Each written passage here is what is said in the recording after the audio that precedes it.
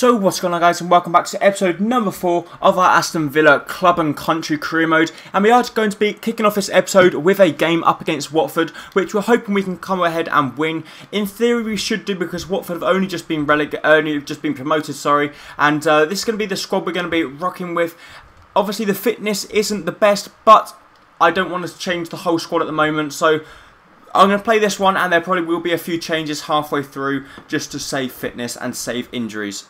And a fantastic goal from the free kick. Somehow Gabriel Bonlahor picks up his 3rd goal in 3 games, as for somehow, I'm not sure how he curled it around the wall from there. He curled it around the wall, beat the post and beat Gomez. Gomez couldn't keep it out, even though he's tried his best efforts, and Gabriel Bonlahor is truly the man on form. Ball across to Sterling. Sterling finds his 1st goal for the club, and fantastic play once again from Gabriel Bonlahor. He plays the ball into the box along the ground, and Raheem Sterling beats the players for pace, beats the offside trap, and dinks it over the top of Aurelio Gomez into the back of the net as he picks up his 1st goal for the club. And what a partnership we have with Gabriel Bonlahor and Raheem Sterling. Good chance for Watford, they hit it, but thankfully Ruddy makes a fantastic save. Flanagan does very well to get a good powerful header on it, and we do then get the ball clear. But Ruddy, even though he hasn't had to do anything in the game, when he's called into action, he does extremely well to keep the scoreline at 2-0.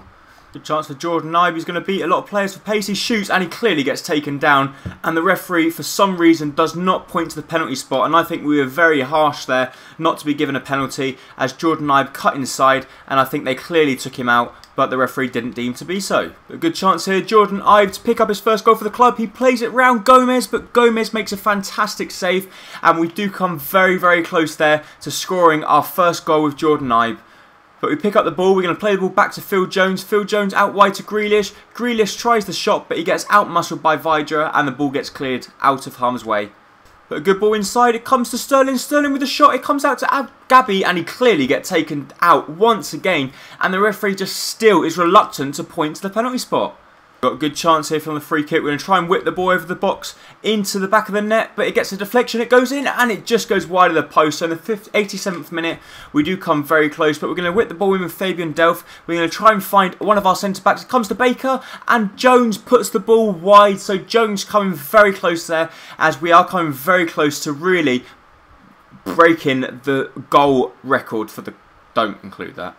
So that's the end of the game. We end up winning the game 2-0 at home, so great result there. And it's good to see that a lot of players picking up good ratings, especially the likes of Bonlahor, Sterling and Fabian Delph, as they're the players who really want to try and grow their potential. So I'm very pleased with that result at Villa Park, as we pick up 2 very good goals, and hopefully we can continue our good run of form into the next game. So we get a transfer offer accepted for Jamie Vardy, which is Joe Cole plus 400,000, which I think this could be a good deal if we could pull it off, because Jamie Vardy, obviously he's not going to be a first team player, but he's going to be the sort of player that's going to sit on the bench and he will be scoring goals. He's the sort of player that when he plays, he will score goals. We're also interested in going in for Ryan Mason, but it doesn't look like they want to let him go. Maybe we'll try and offload Andreas Weimann plus maybe a little bit more money if we can. If not, obviously we're not going to be able to bring in a new centre mid, but we have to wait and see. So the transfer offer is unacceptable once again, so they want 4.3 million, so they're just not going to get that, and they want 6 million for Ryan Mason. Jamie Vardy says he thinks there's already too many players at the club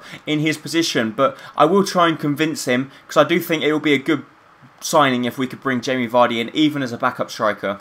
So let's see here, they don't want to let go of Rolando Aarons because they're not interested in the player we've offered, which is fair enough. We'll go ahead and try and offer someone else just to try and convince them to let Rolando Aarons go, because I think he could be a decent player that we could bring in just as a squad rotation player in case we have any injuries. Manchester United say they don't want to let James Wilson go either, and West Brom say they don't want to let Cedar Berahino go. So a little bit disappointing that they don't want to let any of these big stars go, but I would love to bring in Cedar Berahino because I think he could be an absolute monster up front. But our most expensive player is George Okore, and if they don't want to let him go, then they don't want to let him go. The contract offer has actually been accepted by Jamie Vardy as well, so if we can't seem to bring in any other players, all we'll do is just wait until the end, and then obviously we will go ahead and sign Jamie Vardy, which should also be a great signing. But we also get the transfer offer accepted, which is good to see for Rolando Aarons. So I think if we could bring this guy in, he will be a squad rotation player. He might not grow that much, but if not, we have it doesn't really matter, to be honest. Seyda Berahino, they want 6.8 million, so we won't be able to get him. And Jamie Vardy, so we're going to have to bring in Jamie Vardy now, because otherwise it looks like we could lose out for him. But Jamie Vardy does actually join the club, which is great to see. And also, it looks like we might be able to sign Rolando Aarons as well. See, the contract offer has been accepted for Rolando Aarons, and he will be joining the club. So we have also got rid of Felipe Senderos and another random player that we did not want, obviously because they're not English either. And also Liverpool once again signing new players. So I think that's going to be it for us in this transfer period. I don't think we can afford anyone else. We haven't got any money whatsoever left. But I think it's a pretty decent transfer window, to be honest. I thought we brought in lots and lots of players. In a minute, we will show you all the ins and outs. As you see there, we have actually spent 24 million and we've only spent out 3 million profit as well. So it's not bad, to be honest. I thought we'd done very well bringing in a lot of the players. Ryan Mason have actually, looks like he could be going to Newcastle for 4.7 million, but there's no more time left and we're not going to be able to buy him because we just do not have the funds. So let's see here are all the successful negotiations. We brought in Raheem Sterling, Ross Barkley, Phil Jones, Austin Sanchez went out on loan actually, and he's also joined the club as well. Ruddy's also joined the club. Anyone else that we brought in? Flanagan joined, Moore joined, Ibe joined, Vardy joined, Aarons joined, Chalobah joined, Garbett joined, Amos joined, Browning joined. So we brought in lots and lots of players, which is great to see. We're now going to have a look at our squad report, and you can see how the players are doing. So Roddy is currently 76 rated. So the players do look very good. As you see, they're 78 rated. 22-year-old Phil Jones looks like he could be the next big star at the club. Nathan Baker, John Flanagan, Cleverly, Fabian Delph has actually gone up to 77 rated, which is great to see. Ross Barkley's a 78 rated as well. Raheem Sterling's already gone up to an 81, as he's doing very well so far. Gabriel Bonleroy, I'm surprised hasn't gone up yet, because I think he's doing very well at the club so far. Charlie Austin, Jack Grealish, Nathaniel Chalobah, Jordan Ibe, Liam Moores, thankfully, has also gone up as well, so he's now a 70 rated centre-back. Ashley Westwood, Ben Amos, Scott Sinclair, George Okore, obviously he's going to have to leave the club.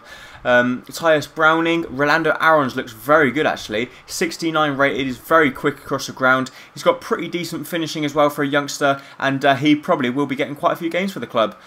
Calder, random player. Jamie Vardy also 70 rated, he's going to be getting a few games as well. Callum Robinson, and then these are just random players that we don't want and we can't use. Kieran Richard also, but these players, I'm very pleased with how they're progressing, and hopefully they can keep progressing. But we're going to jump into the second and final game of this episode, which is going to be up against Arsenal, and we're hoping we can pull off another shock and beat them. Good ball through to Charlie Austin. Charlie Austin goes through. He hits it. A fantastic save from Chesney. They get the ball clear and we get the ball back from Austin. Austin gets taken down and we get awarded the penalty. Only 13 minutes into the game and we get awarded a clear-cut penalty. Monreal diving in, taking out Charlie Austin, the big striker for us there. As you see there, I think Monreal was a little bit unlucky, so I think he was falling, but he clearly takes out Charlie Austin, and it's going to be Charlie Austin up against Wojciech Szczesny to see who comes out on top. Charlie Austin's going to go to the left-hand side. He goes and he puts the ball into the back of the net, and Charlie Austin picks up his first goal for the club, and thankfully that should be the sign of him picking up a lot more goals. Why is Wojciech Szczesny wearing the number 9 jersey?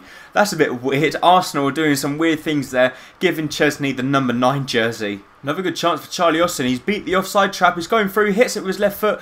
Makes a good save. Sterling hits it, and Sterling puts us 2 up. And Sterling's form at this moment in time is just incredible. To hit that, or to have the confidence to hit that on the volley. Charlie Austin doing very well to pull off a fantastic save from Szczesny. But then the ball comes out wide to Sterling, and Sterling, well, he still had a hell of a lot to do. He had to hit it on the volley, and boy did he hit it. A fantastic strike there. As you see there, Charlie Austin running down the wing, hits it, a fantastic save. He hits it first time on the volley, and Szczesny, I think if he dived, he would have got to it, but I'm not bothered, as Sterling picks up his second goal for the club, and he puts us 2-0 in front. Raheem Sterling's got loads of space here to run into. He's obviously going to beat the guy for pace. He's going to cut inside. Lovely skill move. He tries the finesse, and wow!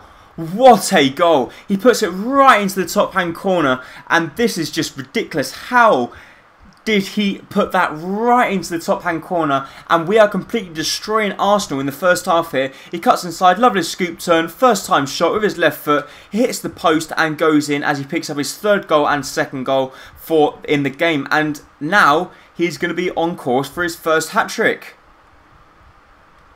But we've just possessed the ball again, and we've got a chance to go 4-0 up as Ross Barkley goes through. He hits it, but Chesney makes a good save. And I'm going to use this moment just to show you the sliders, because this is just ridiculous. How are we doing this? So as you see here, the sliders, everything is 50-50, everything. And that is just ridiculous. I don't see how we are completely outplaying the computer here, and we're completely destroying Arsenal in the early stage of the game. But we've got another good chance here for Raheem. He's going to run through, he hits it, and it hits the side netting. So Raheem Sterling, I think he's a little bit greedy there, but who's going to blame him? He's searching for his hat-trick. Cuts inside, finds Cleverley. Cleverley's going to try the finesse, but Wilshire making a fantastic block there. And actually, Ozil for them picks up an injury, and he's going to have to come off the pitch.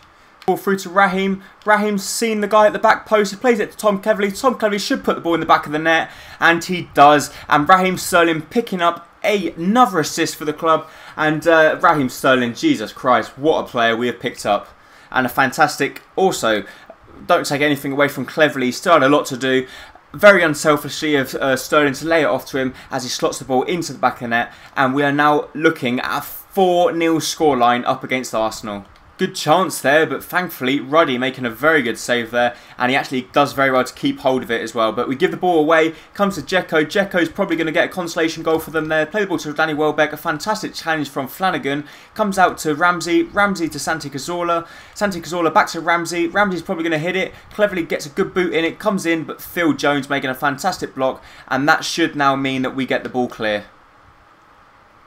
And we do, and we can go on the counter here, as Sterling, as long as he's onside, oh, Charlie Austin, you took too long there, but Gabriel Bonneloh has been played through. I don't think they're going to catch up with him. We're going to try and find Ross Barkley at the back post. We play a ball through to him, but unfortunately, Ross Barkley just hasn't got the stamina to keep up with it. And we play the ball to Charlie Austin. Charlie Austin back to Cleverly. Cleverly takes it round his man. He gets taken down, and we get awarded another penalty. And this time, instead of Charlie Austin, I'm going to give it to Raheem Sterling, as he's going to try and wrap up his hat-trick. So as you see here, Raheem Sterling has been given the ball. We're going to go the opposite side this time. We're going to go top right, and hopefully Wojciech Szczesny won't save it, and Sterling can pick up his hat-trick for the club. He goes there, and he sends Szczesny the wrong way, and that's his third goal in this game as he picks up his hat-trick. What a fantastic performance by him and the whole squad. Can you believe that? We are beating Arsenal 5-0. That's right, guys. 5-0. Good chance for Arsenal to get consolation, but Santi Cazorla, who's normally so good from them positions, puts the ball wide of the post, and that looks like that can be a historic win for us here, as we have won amazingly 5-0 with Raheem Sterling picking up a hat-trick. And I'll be very intrigued to have a look at the ratings. As see there, fantastic ratings. Charlie Austin picking up an 8.7, Raheem Sterling picking up a 9.6, Gabriel Bonneloh picking up a 7.9, and Ross with a 7.2. Absolutely fantastic performance all round, and that is by far the most historic victory of the series so far. But the next game is going to be up against Swindon in the Capital One Cup, which our second team will be playing, with the likes of Jamie Vardy making his debut. But that's pretty much going to be it for this episode. If you did enjoy it, please make sure to hit the like button down below, as it's going to be very, very much appreciated. And I really do hope to see you next time very, very soon for the next episode of probably the Watford Career Mode. Thank you.